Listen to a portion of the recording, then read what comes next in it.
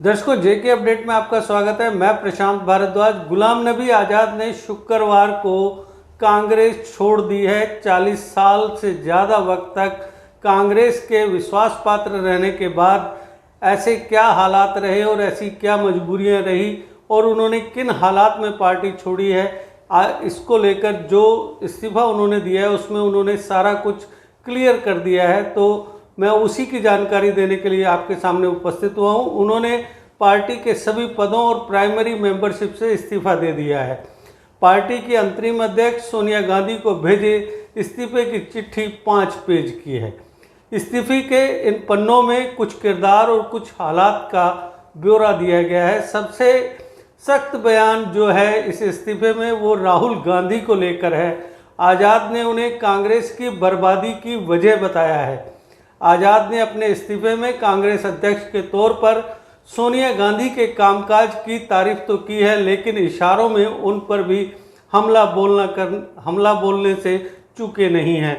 चुनाव दर चुनाव कांग्रेस की हार को लेकर उन्हें कटघरे में खड़ा कर दिया है, लेकिन सबसे तीखा हमला राहुल गांधी पर किया। आज़ाद ने राहुल को बचकाना, अपरिपक्व, चाटुकारों से घिरा हुआ करार दिया है। सोनिया के बारे में आज़ाद ने लिखा, बेशक कांग्रेस अध्यक्ष के तौर पर आपने यूपीए फर्स्ट और यूपीए सेकंड के गठन में शानदार काम किया। इस कामयाबी का सबसे बड़ा कारण यह था कि आपने अध्यक्ष के तौर पर बुद्धिमान सलाहकारों और वरिष्ठ नेताओं के फैसलों पर भरोसा किया, उन्हें ताकत दी और उनका ख्याल रखा। राहुल के बारे में उन्होंने लिखा, दुर्भाग्य से राजनीति में राहुल गांधी की एंट्री और खासतौर पर जब आपने जनवरी 2013 में उन्हें उपाध्यक्ष बनाया, तब राहुल ने पार्टी में चले आ रही सलाह के मैकेनिज्म को पूरी तरह तबाह कर दिया। सभी वरिष्ठ और अनुभवी नेताओं को साइडलाइन कर दिया गया और गैर अनुभवी चापलूसों को नया ग्रुप बनाकर खड़ा कर दिया गया जो पार्टी चलाने लगा। अपने बारे में आज़ाद ने लिखा, मैं लगातार 4 दशक तक कांग्रेस वर्किंग कमेटी का मेंबर रहा। 35 साल तक मैं देश के हर राज्य और केंद्र शासित प्रदेश में पार्टी का जनरल सेक्रेटरी इंचार्ज भी रहा। मैं ये बताते हुए खुश हो रहा हूँ कि जिन राज्यों से मैं इंचार्ज रहा उनमें से 90% में कांग्रेस को जीत मिली। पार्टी के बारे में उन्होंने लिखा, यूपीए सरकार की अखंडता को तबाह करने वाला रिमोट कंट्रोल सिस्टम अब कांग्रेस पर लागू हो रहा है।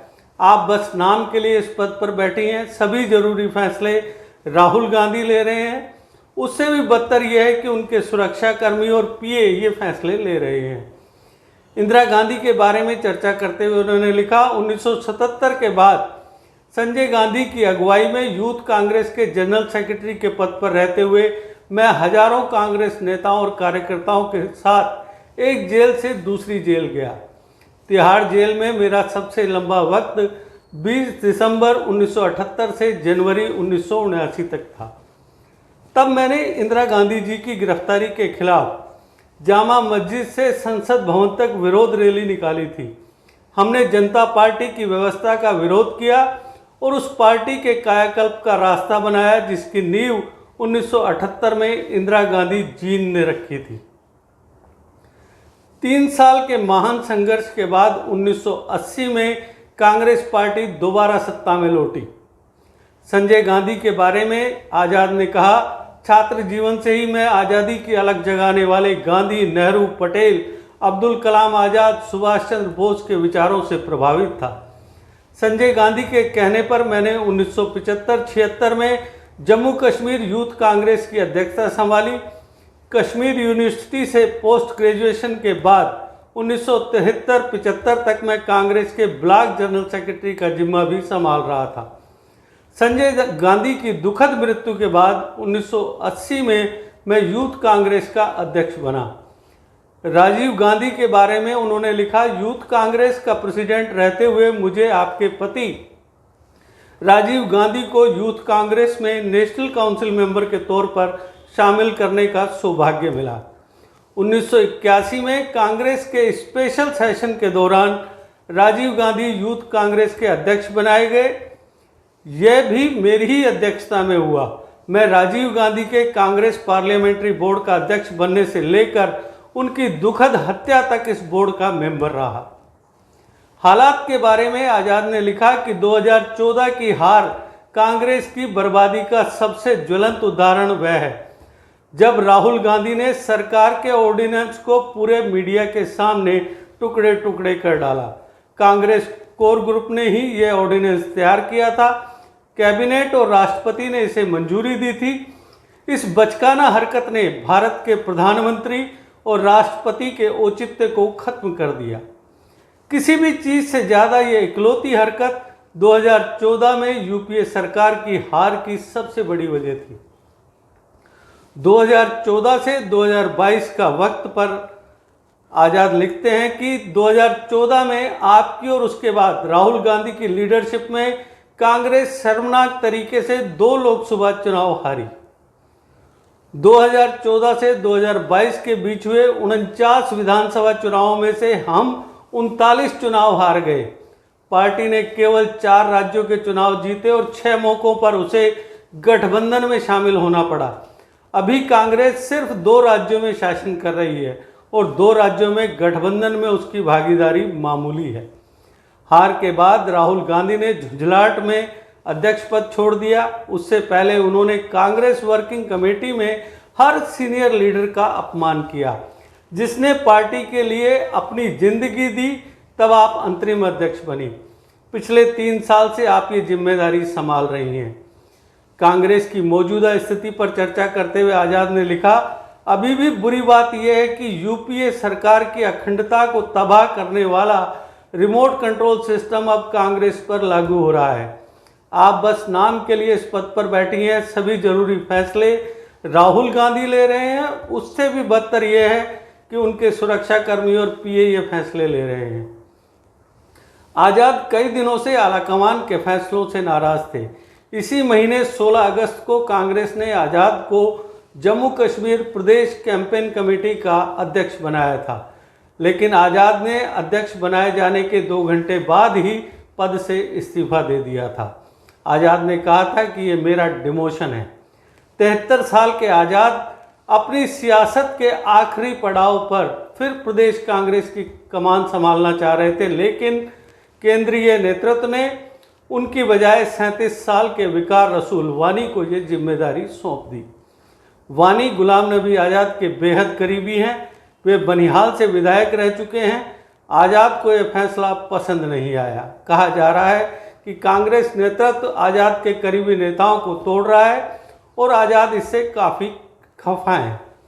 यह पहली बार नहीं है जब गुलाम नबी आज़ाद 10 जनपद यानी सोनिया गांधी के गुड लिस्ट से बाहर हैं। 2008 में जम्मू कश्मीर के मुख्यमंत्री पद से हटने के बाद भी उनका कांग्रेस हाईकमान से खटपट चल रही थी।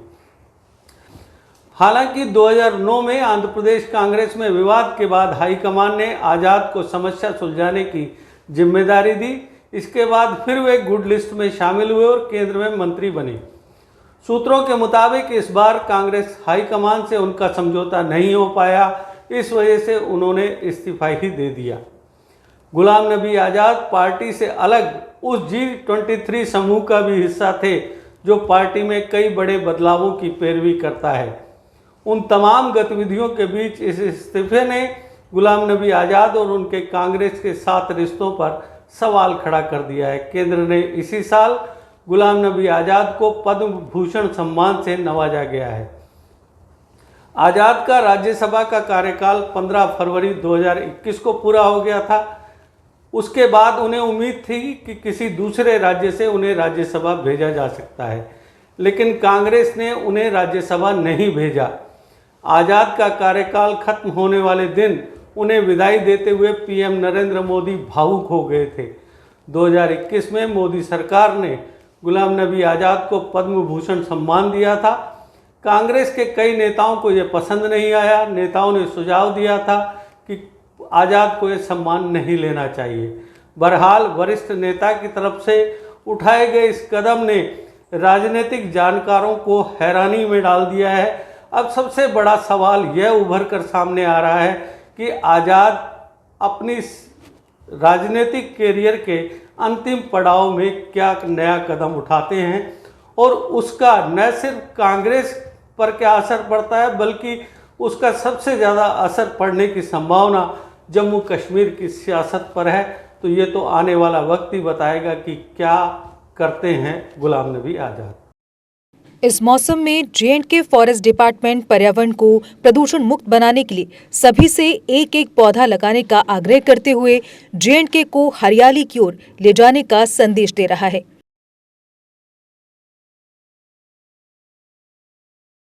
जे.एंड.के फॉरेस्ट डिपार्टमेंट का कहना है कि इस मॉनसून में सभी सहयोग देकर जे.एंड.के को ग्रीनरी की ओर ले जाएं।